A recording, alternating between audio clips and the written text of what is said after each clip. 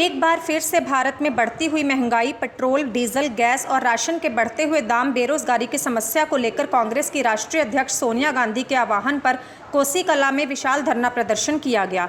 NH2 highway स्थित Jain petrol pump पर सभी कांग्रेसी इकट्ठे हुए और भाजपा मोदी सरकार के खिलाफ जमकर नारेबाजी करने लगे। इसी दौरान कोसी कला कांग्रेस के नगर अध्यक्ष ने कहा कि मोदी सरकार ने भारत में बढ़ती हुई महंगाई और बेरोजगारी को बहुत अधिक बढ़ा दिया है और समस्त व्यापार को भी कई वर्ष पीछे धकेल दिया है। आज देश का लगभग 85% व्यक्ति मोदी सरकार की नीतियों से तंग आ चुका है। वहीं कांग्रेस कमेटी के प्रवक्ता डॉक्टर प्रमोद शर्मा ने कहा कि मोदी सरकार के सामने कोई मजबूत विपक्ष न होने के कारण उसकी तानाशाही दिने दिन बढ़ती जा रही है और एक तानाशाह का ज़्यादा दिन सत्ता में टिके रहना इतिहास में नहीं है। इसलिए बहुत जल्द मोदी सरकार भारत की जनता की नज़रों से उतर जाएगी और रोज़ाना बढ़ती हुई महंगाई को देखकर उतर भी रही है। वह हर बार चुनाव में माहौल को बदल कर सत्ता पर काबिज रहना चाहती है, लेकिन देश की पब्लिक सब जानती है। जनता ने भाजपा को मन से उतारना शुरू भी कर दिया है, जिसका आंखों देखा उदाहरण बंगाल, राजस्थान व देश के कई राज्य हैं, जहां वह पूरी तरह से हारी है। और अगर इसी प्रकार मोदी राज चला तो जल्द ही भाजपा का नामो निशान कहीं सुनने को नहीं मिलेगा। धरना प्रदर्शन के दौरान यज्ञदत्त शर्मा, महेंद्र मंगलाजी, ब्रिजभूषण त्यागी, सोहनलाल, देवेश त्यागी, राजेंद्र कुमार, जमील रौनक, विपिन त्यागी, पवन कुमार ठाकुर बंटी, योगेश कुमार अनु आदि अनेकों कांग्रेसी कार्यकर्ताओं ने योगी सरकार व मोदी सरकार के खिलाफ जमकर नारेबाजी की। राष्ट्रीय अध्यक्ष श्री सोनिया गांधी जी के आह्वान पर बढ़ती हुई महंगाई के सापेक्ष एक धरना प्रदर्शन किया है। ये बड़ी क्रूर और निर्दयी सरकार है जो दूसरे दलों के ऊपर आक्षेप और अनर्गल आक्षेप लगाती है। कांग्रेस के ज़माने पर पेट्रोल और डीजल पर टैक्स जो लिया जाता था लगभग 9 रुपये लिया जाता था और आज 30 रुपये से ऊपर है। इस गवर्नमेंट ने 7 सालों में केवल और केवल आम जनमानस का जीना मुहाल किया है, उससे ज़्यादा कुछ नहीं किया है। इस गवर्नमेंट ने सबसे ज़्यादा जो प्रयोग किया है वो किया है प्रचार का। कोई भी योजना इनकी वो संज्ञान में किसी लोग को कोई जानकारी उसकी होती नहीं है, बस उसको इतना प्रचारित और प्रसारित कर देते हैं। और इन्होंने 7 साल में कुछ नहीं किया है और केवल चाहे अरहर की दाल ले लो, चाहे कोई भी दाल ले लो, वो क्या है पिछले 7 सालों में दुगने रेट पे पहुंच चुकी है। रिफाइंड आपका 90 रुपये का 180 रुपये में पहुंच गया है। सरसों का तेल है वो 200 रुपये पे पहुंच गया है। अब आप ये बताइए, इस कोरोना काल से भी पहले लगभग क्या है 45 साल का रिकॉर्ड आपकी बेरोजगारी ने तोड़ा है। लोग बेरोजगार बैठे हुए हैं, वो कैसे अपना जीविकोपार्जन कर पाएंगे।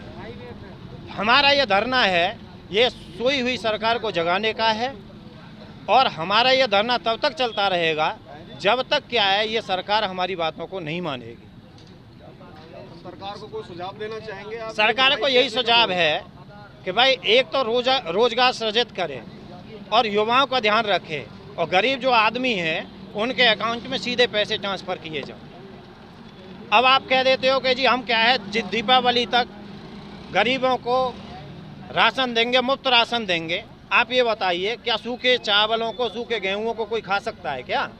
भाई आपका तेल है, उसे बनाने के लिए, रॉ मटेरियल को कन्वर्ट करने के लिए आपके पास में संसाधन होने चाहिए कि नहीं होने चाहिए? आप गैस की सब्सिडी खा गए। कांग्रेस के ज़माने में कोई सिलेंडर 400 रुपये का हुआ करता था, आज 850 रुपये का मिल रहा है। पेट्रोल थी हमारे ज़माने में, क्रूड ऑयल की जो कीमत हुआ करती थी वो क्या थी और अब क्या है, सस्ता हो रहा है। बल्कि क्या है, ओपेक है, वो क्या है, उसके पास में इतना क्रूड ऑयल का स्टॉक है कि वो उसे उठवाने के लिए दूसरे देशों को पैसा दे रहा है। और जबकि क्या है, आप इतना टैक्स लेने के बावजूद भी कहाँ जा रहा है। भारत में एक दिन के अंदर लगभग 12 लाख लीटर पेट्रोल का उपयोग होता है। अब आप ये बताइए ये पैसा जा कहाँ रहा है? कहते हैं डेवलपमेंट। क्या डेवलपमेंट हुआ है जी? आप सारे क्या है जितने भी PSU ने बेच करके खा गए, एयरपोर्ट को आप बेच करके खा गए, रेल को आप बेच करके खा गए, BSNL को आप बेच करके खा गए। और क्या और RBI से समय पे क्या है आपने पैसे निकाले हैं। अभी क्या है 20 लाख करोड़ रुपये का अनुदान इन्होंने दिया था, वो आप ये बताइए 20 लाख करोड़ रुपए में से आप में से हम में से किसी आदमी को एक पैसा भी मिला है क्या? नहीं मिला है। और बताता हूँ, इन्होंने मुद्रा लोन चलाया था। मुद्रा लोन मुझे बता दे किस आदमी को कोई मिला है? उसमें से भी जो मुद्रा लोन है उसमें से भी 90% जो लोन है वो 30,000 रुपये से कम के हैं।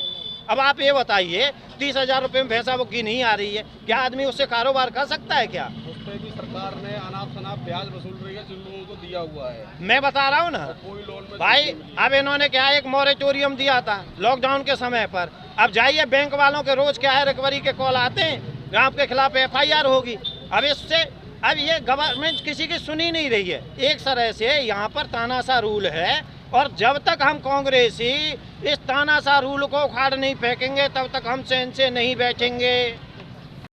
पता क्या कुछ जानकारी देना चाहेंगे? आज जो आपने धरना प्रदर्शन किया है किस बात को लेकर? ये हमारी राष्ट्रीय सोनिया गांधी ने आह्वान किया है कि जो पेट्रोल और डीजल पे जितनी महंगाई बढ़ रही है और गैस सिलेंडर पे बढ़ रही है, उसके विरोध में आम आदमी परेशान है। उसमें अरे हम ये प्रदर्शन कर रहे हैं, हमारे किसान भाई भी सब परेशान हैं।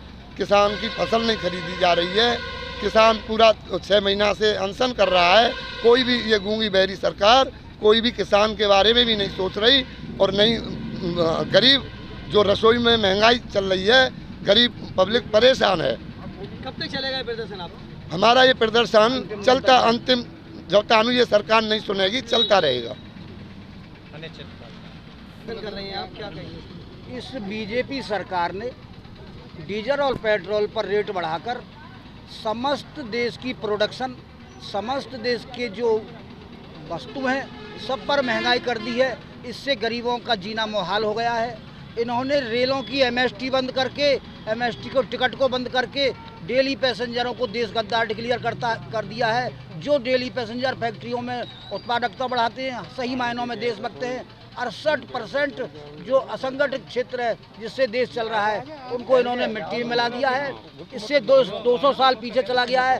किसानों की जो फसल है, कोई टमाटर है 2-2 रुपये में टमाटर मिल रहे हैं, गोभी है 2-2 रुपये में गोभी मिल रही है, उनके डीजल का भी खर्चा नहीं मिल रहा है। किसान इस समय घोर परेशान है और आत्महत्या कर रहे हैं और उनका जीवन मुहाल हो गया है। इस तरह इनकी MSP और इनके लिए अमेरिका की तर्ज पर रेट फिक्स किए जाएं। धन्यवाद।